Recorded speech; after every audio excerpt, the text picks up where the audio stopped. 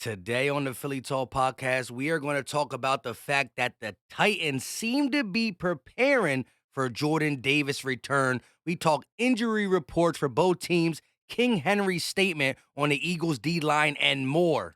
This is Philly Talk with Philly Mike. Talking sixes in the bird gang, that's I like. Competition, we ain't scared, yeah, that's what we like. Win or lose, you know we showing up and we gon' fight. You see we strive for the sky every day that go by. And every single week we scream and fly, Eagles fly. This is Philly Talk with Philly Mike, yeah. This is Philly Talk with Philly Mike, yeah. What is going on, everybody? I go by Philly Mike, and this is the Philly Talk podcast. And today we got some things to talk about on this Football Friday. Hopefully, y'all enjoying it. And you know, I'll be live before the game Sunday, during the game Sunday, and we going to try to do it after the game Sunday as well. We haven't been holding our end of the bargain for Battlebirds podcast. But before we get into it, help your boy out. Hit that like button, subscribe, ding the bell. It's good juju for the Eagles, and we trying to grow notification gang. Plus, there's a link in the description where we talk Eagle news behind the YouTube scenes. It's for any device, Android, iPhone, your computer. Download it, click the link. You won't regret it. Let's get into it.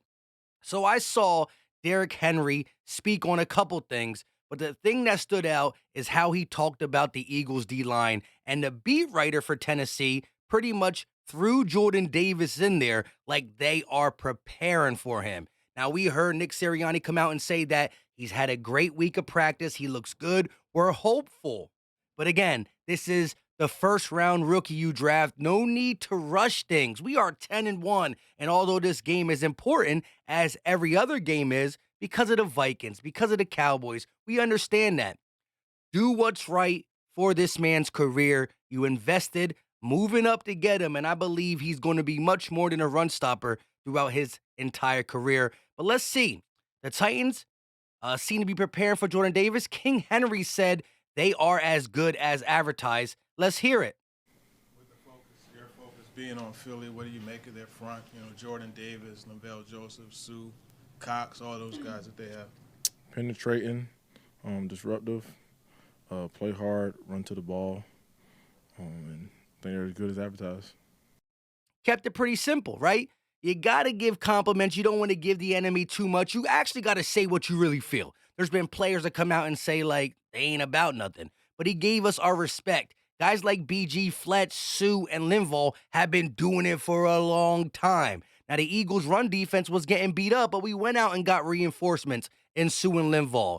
That freed up a little bit more Fletcher Cox to play less snaps and be more productive. We see Hargrave, stepping in. We see that Jordan Davis has a good chance to play. Make the right decision. I don't know what the right decision is. I didn't see him practice. Y'all seen it. Make the right decision.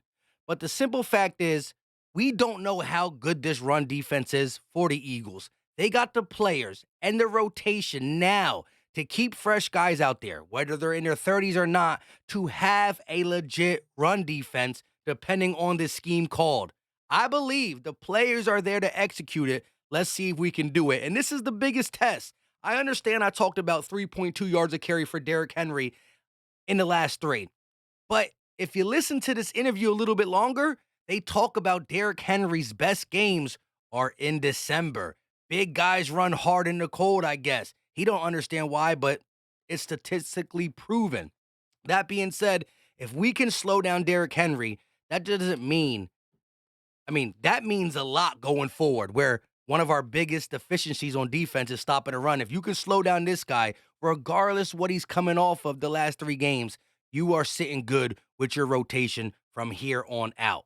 I mean, whether it's Saquon, whether it's the Cowboys, Zeke and Pollard, whether it's a playoff game that is important, I'll feel a lot more comfortable if we go out there and do what we believe we can do to King Henry. Now, looking at the injury report for the Eagles, a new guy popped up, Robert Quinn, a guy who I had high hopes in as a Chris Long type, a guy who comes in and is explosive in the simple, small amount of snaps he gets. He hasn't done that. Am I giving up on him? No. I believe that a guy who had 18 and a half sacks 2 years ago, or last year, what am I thinking?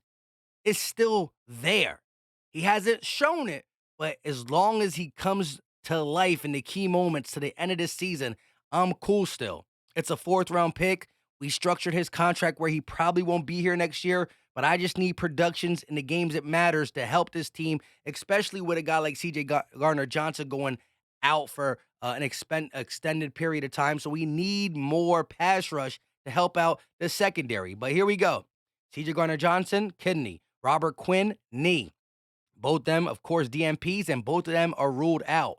Patrick Johnson, ankle, he's good. Zach Pascal and Devontae Smith, both with a groin, they are good.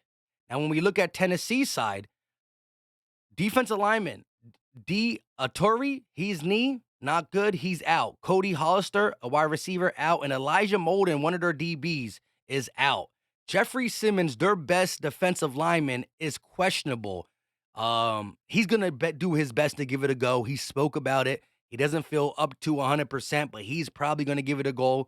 And then you got a couple other guys. Treylon Burks had an illness. Henry was non-related to an injury, so he'll be good.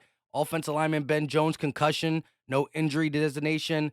Running back Hassan Haskins, questionable. Kicker Randy Bullock. So it's pretty much Elijah Molden, D.A., and, of course, Jeffrey Simmons. You got to pay attention to his status 100%. But Jordan Davis, as we see, is not on the injury report. We talked about how the Tennessee Titans are viewing it. I'm viewing it as Nick Sirianni wants to play him. He understands where we are at in the NFC conference with the Vikings 2 games behind us, the Cowboys 2.5, plus they play us on Christmas Eve in Dallas. He understands all that. He's not really trying to gamble with the future of Jordan Davis, but if Jordan Davis is good, you might not be able to be overly cautious. Like, there's a difference between being overly cautious and cautious. I'm all about being cautious, but the word overly cautious in the NFL, you just can't do it. You can't bubble wrap players. Sometimes it ends up hurting them in the long run. You know, all I'm saying is Jordan Davis lost 20 pounds. He feels fast. He's going to want to play. You got to get a good report from the medical trainers, the doctors, all the people we got in this organization, and then go off Coach Sirianni and Gannon's gut. I think you brought the reinforcements to give this guy more time if he needed it. But if there's any game that I want to see our best run defense stack up against a team that can run the ball better than anybody when they are on fire, I want to see if we are built to go the distance in the run defense, because you're going to see teams in the playoffs like maybe the Giants. Washington can decently run the ball. You know, the Cowboys would like to run the ball. Who else is in the NFC? Who knows if Minnesota want to air it out? They still got Dalvin Cook over there too. So you will face some running backs in this playoff push. I just want to make sure we're up to par. And let's be honest, Linval Joseph and Ndamukong Suh just got there.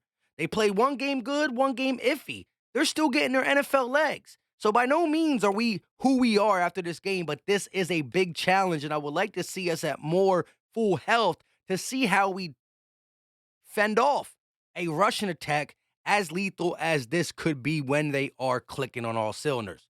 We can't forget Tannehill. We can't forget the other pieces, but you stop King Henry, you're probably going to win the game.